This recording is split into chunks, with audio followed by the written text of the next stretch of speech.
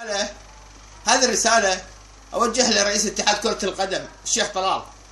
أقول التلاعب بالنتائج في المباريات في الاتحاد الأوروبية، أي نادي يتلاعب يفنشونه من الاتحاد كرة القدم ونزلوا له درجة ثانية ويشدون عليه شد العقوبات.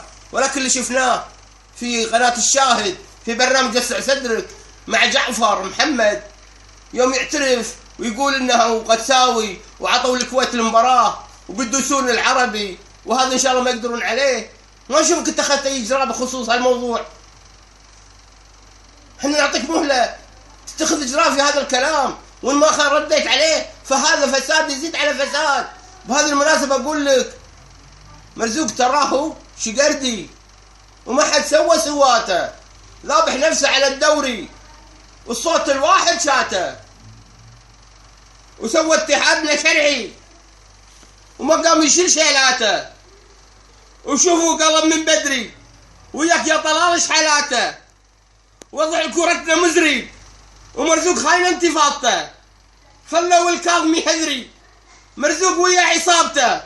يا العربي يا بعد عمري ما يبونه يرجع زعامته، وانا عربان وهذا قدري ورزقي يا ربي لي هاته اعاده.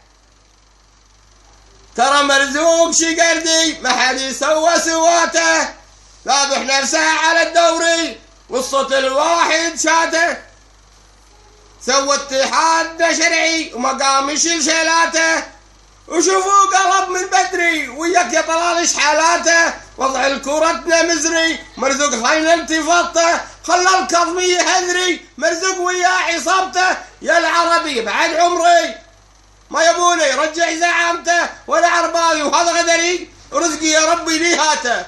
واقول هذه الشيء يا بلازيان تسمعونها، يا طلال شتوري العربي خذ الدوري ويا الدياي ويا الفري مرزوق بالجدر يغلي، وانا شرقاوي شقردي وانا كويتي من بدري اعاده. يا طلال شتوري العربي خذ الدوري ويا الدياي ويا الفري مرزوق بالجدر يغلي، وانا شرقاوي شقردي وانا كويتي من بدري. اتمنى وصلت الرساله والدوري ان شاء الله ياخذ العربي.